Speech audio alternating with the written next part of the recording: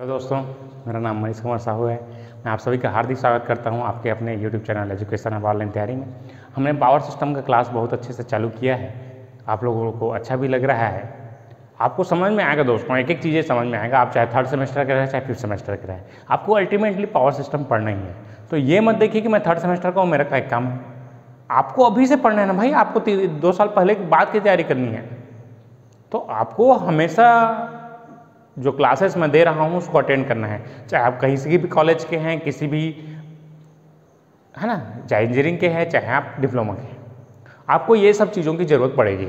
मैं भी dependent source वाले प्रॉब्लम्स भी करा रहा हूँ इलेक्ट्रिकल सर्किट्स में। यहाँ पर हमारा पैरेलल में मैथमेटिक्स भी चल रहा है, तो हम 3 सब्जेक्ट को पैरेलल में चला रहे हैं, है ना। मैथमेटिक्स चल रहा है, इलेक्ट्रिकल सर्किट चल रहा है और पावर सिस्टम अभी चालू किए हैं।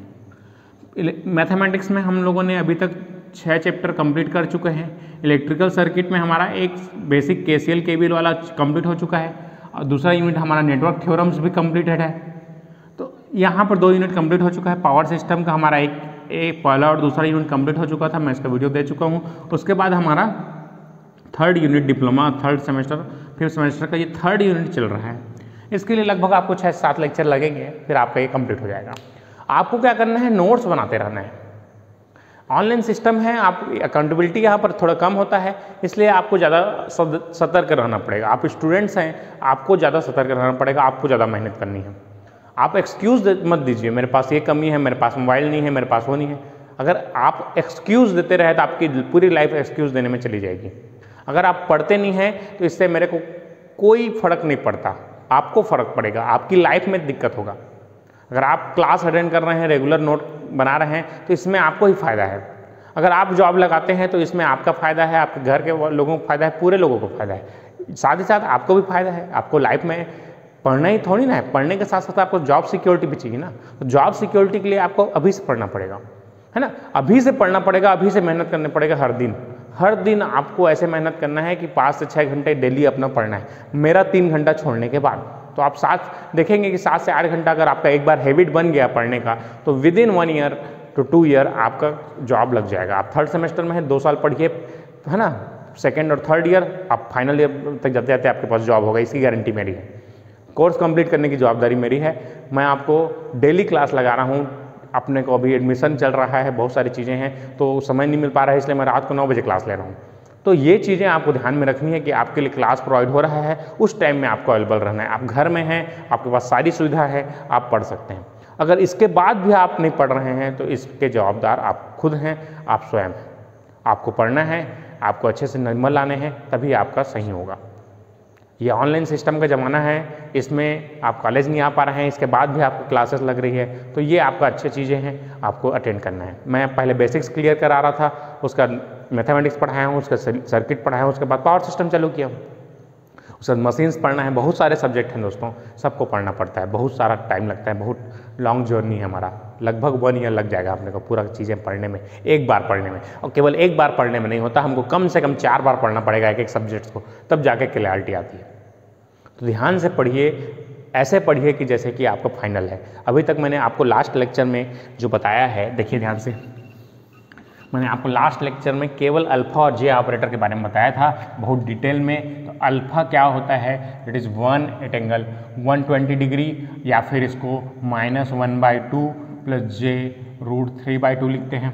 अल्फ़ा का बार मतलब अल्फ़ा स्क्वायर के बराबर होता है -1/2 -j√3/2, इसका 1 एट एंगल 240 डिग्री होता है।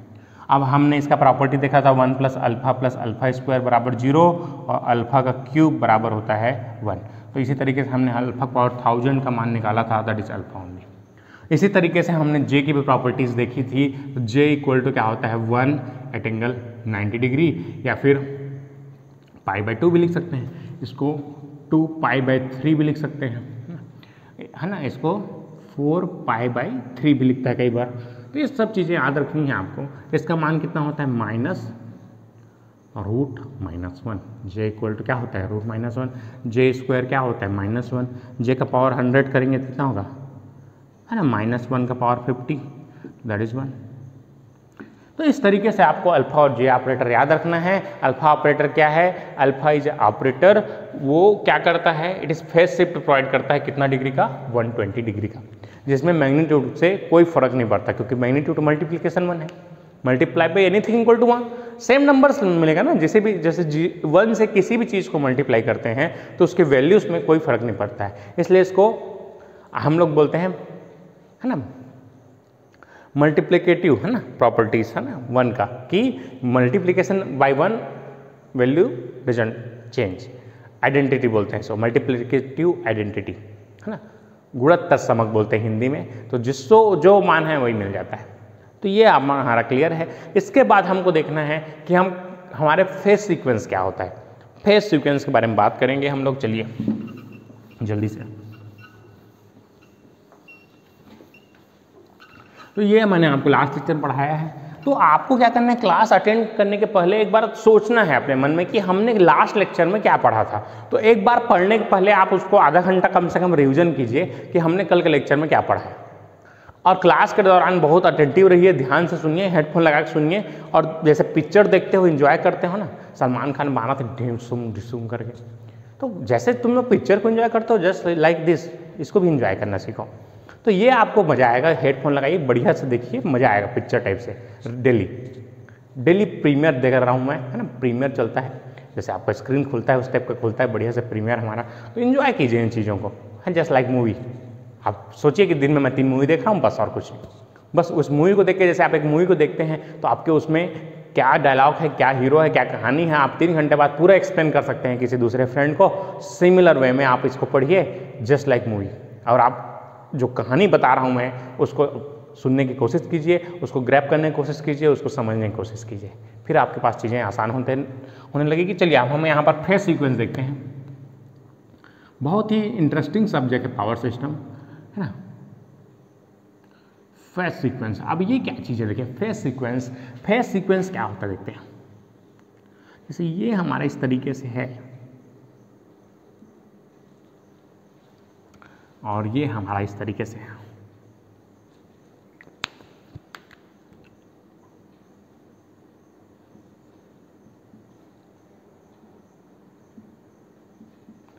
तो ये फेज या फिर इसको फेजर बोलते हैं, इसको फेजर, है ना। एक तो गाड़ी भी आता है यामाहा के फेजर, वही वाला है फेजर। तो फेजर क्या है ना, फेजर क्या है, कुछ नहीं है। देखो ये it is anti clockwise rotation में आता है। ये फेजर क्या बताता है, एंटी क्लॉकवाइज रोटेशन में आता है किसी भी वेवफॉर्म को। कैसा रोटेशन, एंटी क्लॉकवाइज। अभी मैं बहुत अच्छे से पढ़ाऊंगा इलेक्ट्रिकल सर्किट में, पहले आप इतना जान लीजिए कि एंटी क्लॉकवाइज रोटेशन को हमारा शो करता है फेजर। जो 5th सेमेस्टर वाले हैं बहुत अच्छे से पढ़े हैं, है ना, 3rd सेमेस्टर वाले नहीं पढ़े हैं। तो बस ये जान लो कि फेजर क्या बताता है, एंटी क्लॉकवाइज रोटेशन को बताता है। तो मतलब क्या है, आर जो है दौड़ रहा है किस तरीके से, इस तरीके से दौड़ रहा है, या आर दौड़ रहा है इस तरीके से, और वाई भी इस तरीके से दौड़ रहा है, इस तरीके से दौड़ रहा है, और बी भी इस तरीके से दौड़ रहा है, इस तरीके से। मान लेते हैं ये तीनों एक पर्सन है, एक मान लेते हैं ये ए है, वाई है, ये वाई पर्सन है, और ये आर पर्सन है, और ये बी पर्सन है। तो ये तीनों इस तरीके से एंटी क्लॉकवाइज इस तरीके से, ये इस तरीके से दौड़ रहे हैं, इन लोग इस तरीके से दौड़ रहे हैं, आर वाई बी इस तरीके से तीनों दौड़ रहे हैं एंटी क्लॉकवाइज। तो ये जो है इस तरीके से दौड़ रहे हैं एंटी क्लॉकवाइज। तो अगर मैं यहां हाथ रखूं, यहां हाथ रख दिया, ये दौड़े थे वाई, यहाँ आके टकरा जाएगा मेरे से, तो यहाँ पर से कौन टकराएगा, पहले यहाँ से देखिए, पहले वाई टकराएगा, तो पहले वाई टकरा रहा है, फिर वाई के बाद यहाँ से देखो ये भी एंटी क्लॉकवाइज दौड़ रहा है, तो बी टकराएगा, फिर यहाँ से कौन टकराएगा, आर, तो वाई बी आर हो गया। अब यहाँ से अगर मैंने हाथ रख दिया, यहाँ पर हाथ रखेंगे तो ये आर वाला टकराएगा, फिर वाई वाला टकराएगा, फिर बी वाला टकराएगा, तो आर वाई बी। और यहाँ से अगर मैं हाथ रख दिया तो यहाँ से बी वाला टकराएगा, फिर आर वाला टकराएगा, फिर वाई वाला टकराएगा, तो क्या हो जाएगा, बी आर वाई। तो इस सीक्वेंस को बोलते हैं हम लोग पॉजिटिव फेज सीक्वेंस। क्या बोलते हैं इसको, पॉजिटिव फेज सीक्वेंस, जिसमें आर के बाद क्या आता है, वाई आता है, वाई के बाद क्या आता है, बी आता है। तो ऐसे सीक्वेंस को बोलते हैं हम लोग पॉजिटिव फेज सीक्वेंस। तो याद रखेंगे आप लोग, इसमें निगेटिव क्या होता है, पॉजिटिव क्या होता है, इसको बोलते हैं। और यहाँ पर देख रहे हैं कि इनके बीच का एंगल कितना होता है, 120 अंश, है ना। तो ये RYB 3 फेज सिस्टम होता है। जैसे आपके घर में, है ना, घर के आसपास खंभा होगा, है ना, टावर ट्रांसफार्मर होगा, उसका वहाँ पर 3 लाइन आए थे, फिर उसका 4 लाइन गए, तो डिस्ट्रीब्यूशन सिस्टम है। तो 3 वायर रहता है और एक न्यूट्रल रहता है। तो RYB रेड येलो ब्लू, है ना, रेड येलो ब्लू। अब ऐसा क्यों बनाते हैं? अब तुम पढ़ा था यार इंजीनियरिंग। अब जब भाई गांव में काम करते थोड़ी पढ़े कौन फेज सीक्वेंस का बोला का मतलब है, बोला पूछना काला काम में जोड़ा हूँ, आर रेड में जोड़ दे, वाई वाला वाई में जोड़ दे, ब्लू में जोड़ दे। तो ये कस्टमर सेटिस्फैक्शन, कस्टमर जो हमारे नॉर्मल लोग हैं वो समझ सकें, इसलिए हम लोगों ने कलर कोडिंग कर दिया और इसका कोई मतलब नहीं है, केवल हमने पॉलिश कर दिया है, ताकि आप ITI वालों ने समझाना है ना कि कौन कौन ताला जोड़ना है तो जोड़ दे। जैसे देखो लाल वाला है तो लाल में जोड़ना है तो लाल वाला लाल में जोड़ दे, है ना, करियम जोड़ दे, इस टाइप का, है ना। तो ये रेड येलो ब्लू यहाँ पर जो होता है 3 फेज सिस्टम है, रेड येलो और ये ब्लू। तो रेड येलो और ये ब्लू है, तो रेड कलर है, येलो कलर है, ब्लू कलर है, तो लाइंस हैं केवल, है ना। तो ऐसे मानना है कि हमको रेड येलो ब्लू, कुछ एक्स्ट्रा चीज नहीं है। ऐसा क्यों कि कलर मार दी, अब हम बॉन मार के गए हैं रेड येलो ब्लू, तो हम मारता लड़का नहीं मारी, हम मारे, प्रथा चली आ रही है। तो जान रहे हो ना, रेड येलो ब्लू इस तरीके से आ गया है, और कुछ चीज़ें नहीं है, कुछ अलग चीज़ें नहीं है। तो आपको याद रखना है कि बस एंटी क्लॉकवाइज रोटेशन को ये बताता है हमारा फेज सीक्वेंस। और जो RYB है ये सीक्वेंस है, इसको हम लोग पॉजिटिव लेते हैं, जिसमें हमारे R के बाद आता है Y के बाद आता है B। अगर यहाँ से चालू करूँगा तो Y से, तो Y के बाद क्या आएगा B के बाद क्या आ जाएगा R, और इसमें उसके बाद क्या आएगा B, फिर R, फिर Y। तो ये तीनों में से कोई भी चीज़ें होंगी तो उसको हम बोलते हैं positive phase sequence. SSC JEE 2015 में क्वेश्चन पूछा गया था, इनमें से कौन सा पॉजिटिव फेज सीक्वेंस है, तो एक 3 में है, जो इसमें से कौन सा पॉजिटिव फेज सीक्वेंस नहीं है पूछा था। तो ये 3 ऑप्शन में थे, और एक चौथा ऑप्शन रहेगा जिसमें आपका R के बाद B और Y चल देगा, तो ये हमारा नेगेटिव फेज सीक्वेंस हो जाएगा। तो ये चीज़ें आपको क्लियर रखनी है, कौन सा पॉजिटिव बोलते हैं। बिल पॉजिटिव का आप कहीं बोन बता के चल देते पॉजिटिव है, पॉजिटिव यार हम, है ना, हम थोड़ी बनाए। बस इतना क्लियर हो गया। उसके बाद देखिए, अगर इसकी बात करूं मैं यहाँ तक, यहाँ B और Y, है ना, तो यहाँ पर देखते हैं, यहाँ पर भी 120 का गैप रहता है हमारा। इसको बताऊंगा अभी मैं ऐसा क्यों है 120 अंश। ये भी जो है हमारा क्या बताता है, एंटी क्लॉकवाइज रोटेशन को बताता है। एंटी क्लॉकवाइज रोटेशन इस तरीके से बता रहा है, 3 चीज़ें हैं, ये R है और ये Y है और ये B है। तो यहाँ पर अगर हाथ रखोगे, यहाँ पर हाथ रख दे तो यहाँ देखिए B वाला टकरा ही, पहले B आई, फिर उसके बाद कौन सा आएगा Y आएगा, उसके बाद कौन आएगा, ये R आएगा। तो क्या हो जाएगा B R Y हो जाएगा। अगर R में रखें तो R के बाद R टकराएगा, फिर B टकराएगा, फिर ये वाला टकराएगा, तो क्या हो जाएगा R B Y हो जाएगा। अब वहाँ पर रखोगे तो Y टकराएगा, फिर Y ये वाला टकराएगा, फिर ये वाला टकराएगा। यहाँ पर हाथ रख दोगे तो क्या आ रहा है Y R B। तो ये जो सीक्वेंस आएगा इसको बोलते हैं हम लोग नेगेटिव फेज सीक्वेंस। इसको क्या बोलते हैं, नेगेटिव फेज सीक्वेंस। तो एक को पॉजिटिव बोले हैं तो उसके जस्ट अपोजिट घूमेगा, क्या दूसरा रहेगा, उसको बोलेंगे हम लोग नेगेटिव फेज सीक्वेंस। तो आपके पास 2 हैं, ये पॉजिटिव फेज सीक्वेंस है, नेगेटिव फेज सीक्वेंस है। तो ये चीज़ें आपको क्लियर रखनी है कि किसको पॉजिटिव बोलते हैं, किसको नेगेटिव बोलते हैं। चलिए जल्दी से इसको स्क्रीनशॉट खींच लीजिए। वेरी गुड, जल्दी स्क्रीनशॉट खींचो इसका। Very good. अब इसके बाद हम लोग पढ़ेंगे फाल्टेस्क्यू थ्योरम। हेडिंग डालिए फाल्टेस्क्यू थ्योरम। चलिए दोस्तों, अब हम हेडिंग डालेंगे, ये आपका सेमेस्टर एग्जाम में 7 मार्क्स का या 10 मार्क्स का क्वेश्चन पूछता है, state फाल्टेस्क्यू theorem and explain.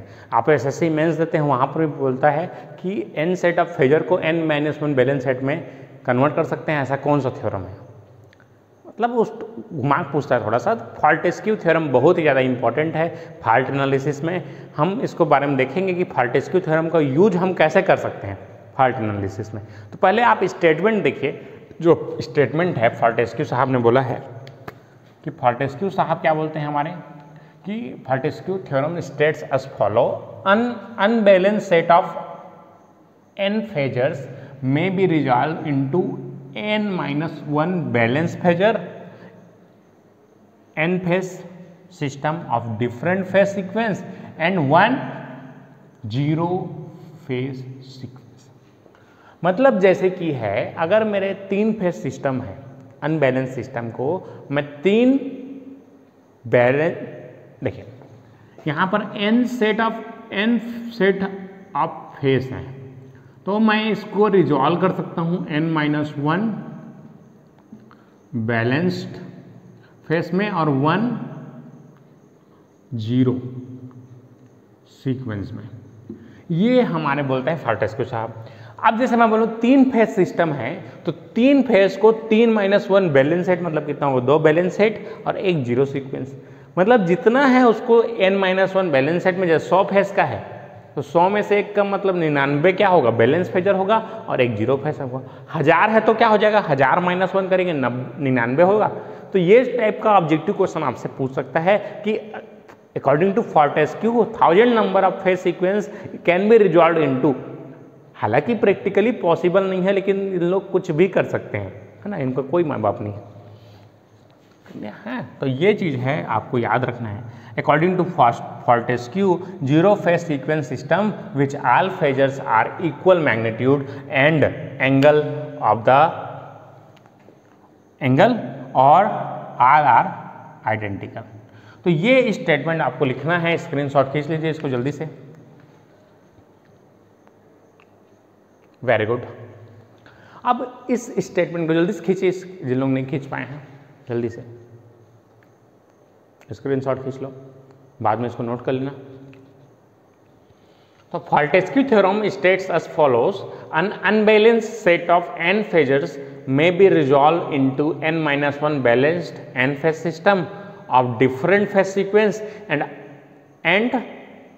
1 zero phase sequence. तो आपको एग्जाम्पल के लिए यहाँ पर लिख लेना है कि अगर मेरा 100 फेज का अनबैलेंस सिस्टम है तो इसको क्या कर सकता हूँ मैं 99 बैलेंस में कन्वर्ट कर सकता हूँ और ये 1 हमारा हो जाएगा जीरो सीक्वेंस।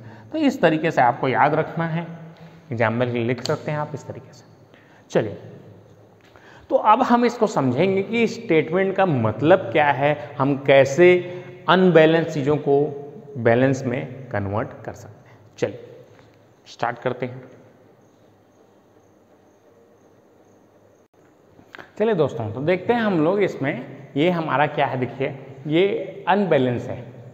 बैलेंस उसको बोलते हैं हम लोग जैसे जैसे 3 है तो उसके बीच का एंगल हमारा 120 होना चाहिए। हम इस तरीके से इसको डिवाइड करते हैं कि n फेज अगर सिस्टम है तो अगर बैलेंस होने के लिए इसको 360/n होना चाहिए फेज एंगल। तो जैसे 3 फेज का है तो 3 फेज का क्या हो जाएगा, 3 फेज का है तो 360/3 तो कितना होना चाहिए, फेज एंगल 120 होना चाहिए। तो ये जो है n greater than equal to 3 के लिए होता है वैलिड।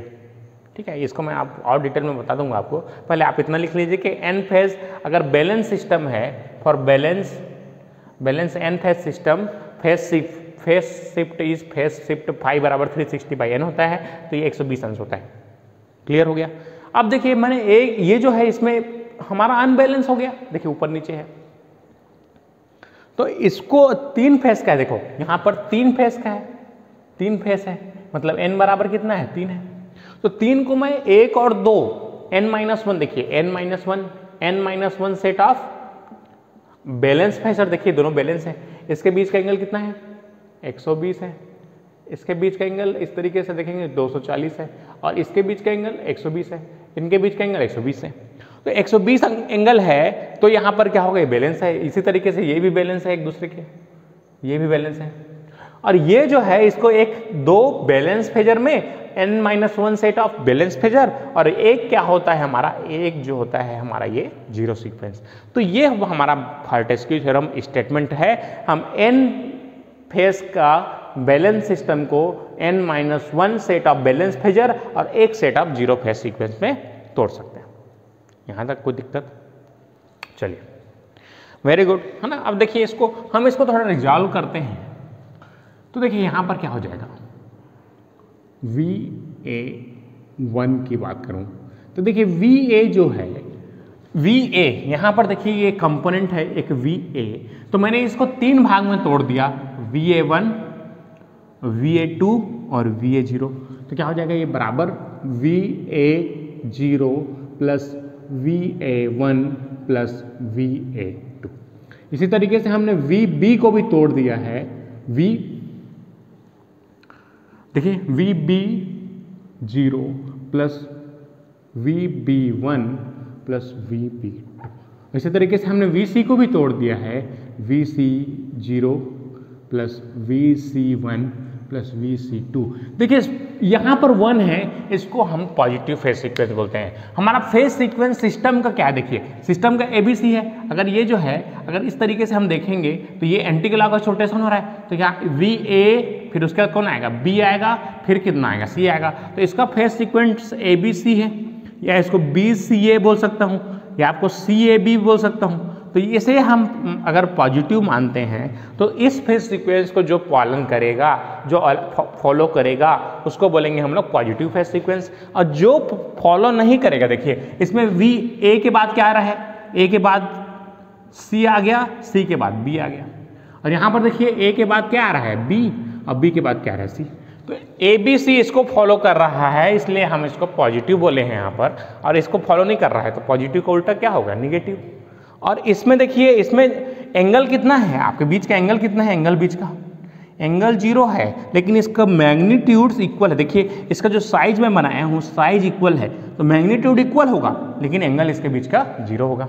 यहाँ इसके बीच का एंगल कितना है, 120 अंश है, यहाँ इसको बीच का एंगल 120 अंश है। बस इस तरीके से यहाँ तक कंप्लीट हुआ, किसी को कोई तकलीफ?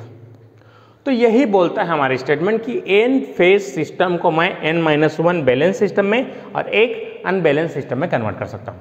अब यहाँ पर आपको ध्यान देने वाली बात यह है कि अगर मैं यहाँ पर मैग्नीट्यूड्स इक्वल हैं, ये मैग्नीट्यूड्स जो हैं हमारे इक्वल हैं, तो अगर इसके मैग्नीट्यूड्स जो है VA1 बराबर है VA2 के, है ना, VB2 के, VB1 के, और बराबर है किसके, VC1 के, बराबर V मान लेता हूं मैं। सबका मैग्नीट्यूड बराबर, देखिए इसका लंबाई जो है, इसका लंबाई जो है, इसी का मैग्नीट्यूड बोलते हैं इसको, तो ये जरा बराबर है। तो यहाँ पर अगर मैं बात करूँ तो हमारा VA1 को क्या लिख सकता हूँ, अगर मैं इसको रेफरेंस मानता हूँ तो ये रेफरेंस है, क्या हो जाएगा मेरा V एट एंगल 0। अभी है ना, थर्ड सेमेस्टर लोग थोड़ा तकलीफ हो सकता है कि ये कैसे आ रहा है, तो आप इसको जस्ट एज इट इज जैसा है वैसा लिखते चलिए। फिफ्थ सेमेस्टर वालों को तो पता है VB1 देखिए बन जाएगा, एकदम आसान है। अब इसको एंटी क्लॉकवाइज लेना है, पॉजिटिव लेते हैं, तो 120 और 120 कितना होगा, 240।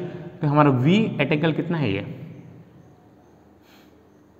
240 है ना। इसको VA1 ही मान लेता हूँ, चलिए VA1, ठीक है। तो यहाँ से VC1 इक्वल टू क्या हो जाएगा, VA1 एट एंगल, इसके बीच का एंगल कितना है, देखिए दोनों के बीच का एंगल कितना है, 120 है। तो 120, कोई तकलीफ किसी को? बस इसके बीच का एंगल्स देखने हैं। यहाँ से यहाँ तक का एंगल आपका कितना है, 240 है, यहाँ से यहाँ तक का कितना है, 120 है। अब अगर आपको याद होगा कि एंगल 120 होता है तो उसको बोलते हैं अल्फा, याद आया, अल्फा ऑपरेटर।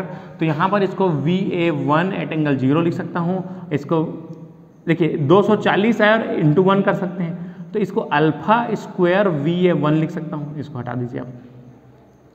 अब इसको अल्फा VA1 लिख सकता हूँ इस तरीके से। तो ये VA1 बराबर क्या हो जाएगा, VA1 के बराबर है, और VB1 240, मतलब 240 किसका मान होता है, अल्फा स्क्वायर का मान होता है, और VA1 120 किसका होता है, अल्फा का मान होता है, तो इसलिए अल्फा VA1। बहुत आसान है।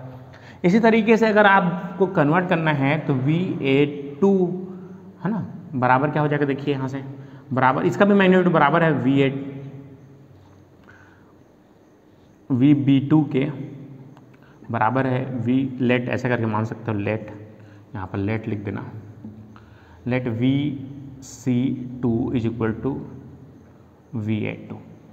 तो यहाँ से अगर VA2 बात करेंगे तो इसको रेफरेंस लेंगे तो इसके बीच का एंगल 120 है और इसके बीच का एंगल कितना हो जाएगा 240। तो इसके बीच का इसको अल्फा बोल सकता हूँ, इसको अल्फा स्क्वायर बोल सकता हूँ। 120 एंगल मतलब कितना होता है अल्फा ऑपरेटर, अभी तो आपको बताया था क्लास स्टार्टिंग में, अल्फा मतलब 180 एंगल 120 डिग्री। तो ये इसको अल्फा का मैं यूज कर सकता हूँ ना, जस्ट लाइक, इसलिए तो अल्फा ऑपरेटर पढ़ाया हूँ आपको। तो यहाँ से VA2 बराबर क्या हो जाएगा, VA2 के बराबर भी हो जाएगा, एट एंगल 0, तो बराबर VA2। अब VB2, तो B2 को क्या लिख सकता हूँ, देखो अल्फा, V एट एंगल 120 लिख सकता हूँ। 120 मतलब कितना होता है VA2 और ये अल्फा हो जाएगा अल्फा VA2। उसी तरीके से VC2 बराबर क्या हो जाएगा, VA2 एट एंगल 240, तो ये हो जाएगा अल्फा स्क्वायर VA2। तो इस तरीके से आपका रिजॉल्व हो गया। अब ये तो बराबर है मैग्नीट्यूड्स के। तो यही है रिजॉल्यूशन। हम क्या कर सकते हैं, जैसे अनबैलेंस चीज़ें रहती हैं, तो कोई भी चीज़ें अनबैलेंस होती है तो डिफ़िकल्टीज होती है। तो डिफ़िकल्टीज को दूर करने के लिए फाल्टेस्क्यू साहब ने हमारे क्या किया है, अनबैलेंस फेजर्स को एन फेज में कन्वर्ट कर दिया ताकि हमारे लिए सरल हो जाए। हम बहुत बढ़िया काम करके गए हैं, है ना। इस तरीके से एंगल कन्वर्ट कर दिया। इसको जल्दी से आप स्क्रीनशॉट खींच लीजिए।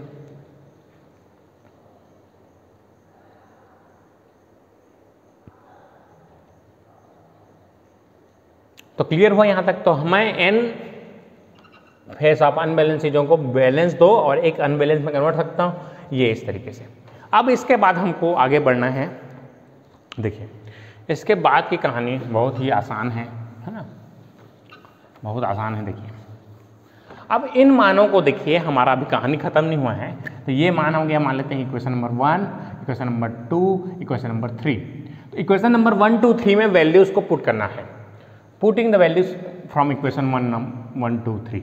अब देखिए यहाँ पर क्या हो जाएगा कि VA0 ये मॉड एक दूसरे के बराबर है, मॉड एक दूसरे के बराबर है। तो ये चीज़ें इसको अलग से लिखना है आपको, है ना, इसको ऐसा नहीं लिखना है। हाँ, एक दूसरे का इसको मैं समझाने के लिए बता रहा हूँ। मॉड ऑफ VA0 बराबर मॉड ऑफ VA1, VB0 बराबर मॉड ऑफ VC0 बराबर मैं मान लेता हूँ VA0 के बराबर है। लेट, तो आपको यहाँ तक लिखना है। तो ये आपका तीनों फेज सीक्वेंस बन गया। आया समझ में दोस्तों, क्लियर है। चलिए अब समीकरण 1 से, तो VA बराबर क्या हो जाएगा, VA0, तो VA0 लिख लीजिए प्लस VA1 प्लस VA2, ये तो कोई तकलीफ नहीं इसको। और VB बराबर क्या हो जाएगा, देखिए VB बराबर क्या है, B0, B1, B2। तो B0 किसके बराबर है, VA0 के बराबर है। तो यहाँ से VA0 लिख सकता हूँ प्लस VB1 किसके बराबर है, अल्फा स्क्वायर V1 के बराबर है। तो अल्फा स्क्वायर VA1 प्लस ये हो जाएगा अल्फा VA2 के। देख लीजिए यहाँ पर मान निकाला हूँ। उसी तरीके से VC का मान क्या हो जाएगा, VA0 plus alpha VA1 plus alpha square VA2। अभी इसको अगर मैं मैट्रिक्स फॉर्म में जमा दूँ तो ये हमारा कन्वर्जन हो गया है एक्चुअल में। तो ये समीकरण नंबर इसको 4 मान सकते हैं, इसको 5 मान सकते हैं, इसको 6 मान सकते हैं। तो ये समीकरण हमारे इसको मैट्रिक्स फॉर्म में लिखेंगे, VA, VB, VC, तो हमारा मैट्रिक्स बन जाएगा ये। यहाँ सबसे कॉमन निकल गया तो 1, 1, 1, यहाँ से 1 अल्फा स्क्वायर, ये अल्फा, 1 अल्फा अल्फा स्क्वायर, और ये हो जाता है हमारा VA0, VA1 और VA2। जितने लोगों ने मैट्रिक्स नहीं पढ़ा है बिल्कुल जाके पढ़ लीजिए, बहुत आसान चीज़ है। तो इसको हम लोग बोलते हैं V ऑफ ABC, मतलब यहाँ पर ये हो जाएगा मैट्रिक्स A बोलते हैं इसको, और ये हो जाएगा V012। तो इस मैट्रिक्स का नाम हमारा इक्वेशन नंबर 8, जहाँ पर इसको हम क्या बोलते हैं, ये है हमारा अनबैलेंस्ड चीज़ें हैं। तो अनबैलेंस्ड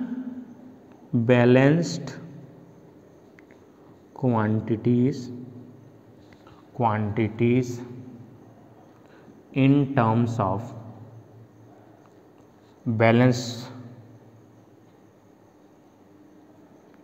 क्वांटिटीज। ठीक है, इस इक्वेशन का नाम है, देखो हमने ये क्या है हमारा, इस साइड क्या है अनबैलेंस चीजें हैं और इस साइड बैलेंस चीजें हैं, तो हमने अनबैलेंस चीजों को बैलेंस चीजों के फॉर्म में लिखा है, जहां ए को बोलते हैं हम लोग, ए को बोलते हैं हम लोग, देखिए ध्यान से, ट्रांसफॉर्मेशन मैट्रिक्स बोलते हैं शायद, जहां तक, ठीक है, symmetrical component transposition matrix, symmetrical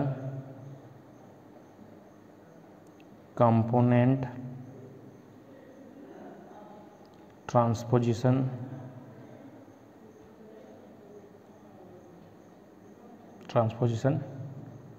matrix. तो ये आप इसका नाम याद रखेंगे, इस तरीके से बहुत ही आसान चीज़ें होती हैं, आपको कन्वर्ट करने आना चाहिए, बहुत ही आसान चीज़ें हैं दोस्तों। तो ये पूरा एक सेट है, आपको इस तरीके से इसको याद रखना है। तो ये जो क्वांटिटी है इसको बोलते हैं हम लोग, ए को बोलते हैं सिमेट्रिकल कंपोनेंट ट्रांसपोजिशन मैट्रिक्स। बहुत ही आसान चीज़ें हैं, वर्ड्स को याद रखने हैं, बस आपको बनाना है। तो फॉल्टेस्क्यू थ्योरम अगर जब आपसे पूछता है तो आपको इस तरीके से पूरा डेरिवेशन देना है, तो आपको 10 नंबर मिलेगा। जहाँ पर हमको सिम्बॉल्स का एज यूजुअल मीनिंग है, आपको बताना है कौन सा पॉजिटिव सीक्वेंस है, कौन सा नेगेटिव सीक्वेंस है, हर चीज़ों को आप डिस्क्राइब करेंगे और इस तरीके से लिखेंगे। ठीक है दोस्तों, जल्दी जल्दी से लिखिए इसको, स्क्रीनशॉट खींचिए जल्दी से।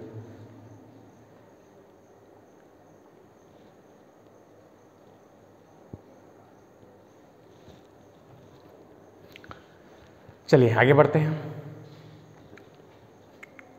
तो यहाँ पर हमने क्या किया था, अनबैलेंस चीज़ों को बैलेंस में कन्वर्ट किया, तो हमारी क्वांटिटीज जो अनबैलेंस थी हमने उसको बैलेंस फॉर्म में इस तरीके से कन्वर्ट किया। तो हमको ये मैट्रिक्स बहुत इंपॉर्टेंट है, इस मैट्रिक्स को हमको याद रखना है, बहुत ही ज़्यादा इंपॉर्टेंट है।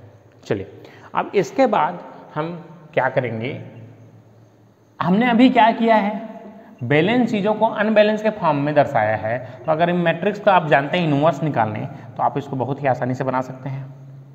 तो इनवर्स निकालने तो आपको आता है, चलिए बनाते हैं। तो देखिए यहां से, अब अगर मेरे को अगर v ऑफ नॉट 1 नॉट 2 चाहिए, तो ये हमारा हो जाएगा मैट्रिक्स A का इनवर्स और ये हो जाएगा VABC। तो आपको A का इनवर्स चाहिए, तो देखिए हमारा ये मैट्रिक्स है 1 1 1 1 alpha square alpha 1 alpha alpha square. अब इसका इनवर्स चाहिए, तो इनवर्स कैसे निकालते हैं, ज्वाइंट ऑफ है बटे मॉड ऑफ है, आप इसको घर में ट्राई कीजिए, आपका बन जाएगा, है ना। तो इसका इनवर्स जो है मैं यहाँ पर डायरेक्ट लिख देता हूँ, देख लीजिए ध्यान से, बहुत आसान है, जिसको डेरिवेशन भी करने की जरूरत नहीं है, इसको याद रखिए। 1/3 लिखिए इस तरीके से। अब क्या करना है आपको, इसको ट्रांसपोज कर देना है, क्या हो जाएगा 1 1 1, ट्रांसपोज मतलब रो को कॉलम में चेंज करना है, इसको इधर बनाना है, तो 1, फिर उसके बाद अल्फा स्क्वायर आ जाएगा, है ना, अल्फा स्क्वायर और ये 1 अल्फा स्क्वायर और ये अल्फा, इस तरीके से कन्वर्ट हो जाता है मैट्रिक्स हमारा। तो यही हमारा ट्रांसपोर्ट मैट्रिक्स होता है, इसको याद रखेंगे, ए इनवर्स का मान इस तरीके से होता है। चलिए जल्दी से इसको लिख लीजिए। तो हमारा यहाँ से क्या हो जाएगा, देखिए V012 equal to A inverse, है ना, तो इसको 0 1 2 क्या लिख सकता हूँ, V0 V1 और V2, और ये हमारा हो जाएगा 1/3 इधर बाहर में 1 1 1 1 1 अल्फा स्क्वायर अल्फा, और ये हमारा हो जाएगा VA VB और VC। तो इस मैट्रिक्स को बोलेंगे हम लोग, क्या बोलेंगे इसको, ये क्या चीज़ है, देखिए ये क्या चीज़ है, बैलेंस्ड फेजर्स या क्वांटिटीज बोल सकते हैं in terms of unbalance phasors या क्वांटिटीज।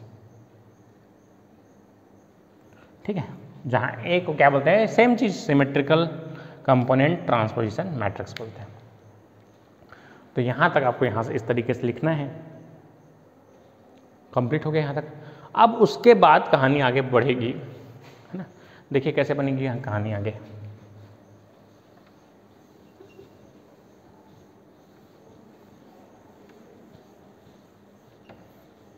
पावर सिस्टम्स आसान है, बस थोड़ा सा लंबा डेरिवेशन होता है, इसमें कोई तकलीफ नहीं है, लेकिन हमको है ना एकदम सरल चीज़ें हैं। आपको V0 इक्वल टू क्या हो जाएगा 1/3 बाहर आ जाएगा, तो यहाँ से क्या हो जाएगा VA plus VB plus VC हो जाएगा, और ये V1 इक्वल टू क्या हो जाएगा 1/3 VA plus alpha VB plus alpha square VC, और यहाँ से V2 बराबर क्या हो जाएगा 1/3 VA plus alpha square VB plus alpha VC। तो ये हमारा फाइनल हमारा ये क्या है मैट्रिक्स बनता है। तो इन चीज़ों को आपको याद रखना है। तो ये हमारा 6 7 हो गया 8, इसको हमारा 9 मैट्रिक्स बोल देते हैं। ये हमारा 10, ये 11 और ये 12। 10 11 12 इक्वेशंस को याद रखना है आपको, और 4 7 4 5 6 ये सब इक्वेशंस आपके बहुत ज़्यादा हेल्पफुल होने वाले हैं आपके कंपटीशन एग्जाम में, साथ ही साथ आपके सेमेस्टर एग्जाम में। तो आपको इस तरीके से पूरा डिराइव करना है। जल्दी से स्क्रीनशॉट खींच लीजिए इसका, ताकि आप इसको डिराइव करके नोट्स बना के मेरे को भेजेंगे ग्रुप में। मैं चेक करूँगा सबका एक एक का, है ना। तो आपको ग्रुप में इसको चेक करके भेजना है, चाहे वो 3rd सेमेस्टर वाले हो, चाहे 5th सेमेस्टर वाले हो, चाहे कोई भी हो, है ना। तो इसको नोट्स बना के भेजोगे मेरे को एक क्लास के बाद मॉर्निंग में। तो ये चीज़ें आपकी कंप्लीट होती हैं, ठीक है दोस्तों। तो आज के लिए इतना ही रखते हैं। नेक्स्ट सेशन में हम इसके कुछ न्यूमेरिकल प्रॉब्लम्स देखेंगे, जिससे हमारे कंसेप्ट्स पूरे तरीके से क्लियर हो जाएंगे न्यूमेरिकल के भी। उसके बाद हम फॉल्ट एनालिसिस चालू करेंगे। फॉल्ट एनालिसिस एक ऐसा टॉपिक है जिसके बिना कोई कंपटीशन एग्जाम नहीं होता इलेक्ट्रिकल इंजीनियरिंग का। तो फॉल्ट से क्वेश्चन डेफिनेटली पूछे जाते हैं, इसलिए मैंने पावर सिस्टम एनालिसिस से डायरेक्ट चालू किया है, क्योंकि अभी इलेक्ट्रिकल SSC JEE का भी एग्जाम है। तो ये क्वेश्चंस डेफिनेटली पूछे जाते हैं आपसे, SSC JEE हो चाहे कोई भी एग्जाम, डेफिनेटली फॉल्ट के क्वेश्चन पूछे जाते हैं। जो प्रैक्टिकल चीज़ें होती हैं, जैसे हमारे घर में है ना फॉल्ट वाल्ट होते रहता है कुछ ना कुछ, है ना, हमारे आसपास होते रहता है, लाइट चली जाती है बीच बीच में। तो ये सब क्यों होते हैं, इनके बारे में बहुत ही डिटेल जानकारी दूंगा। तो जानने के लिए आप बने रहिए। वीडियो को अंत तक देखने के लिए बहुत बहुत शुक्रिया। आप लाइक कर दीजिए अभी तक लाइक नहीं किए तो, और चैनल को सब्सक्राइब करके बेल आइकन को दबा दीजिए, जिससे आपको नोटिफिकेशंस मिलते रहें। Thank you. आज के लिए इतने रखते हैं। स्क्रीनशॉट खींच लीजिए जल्दी से।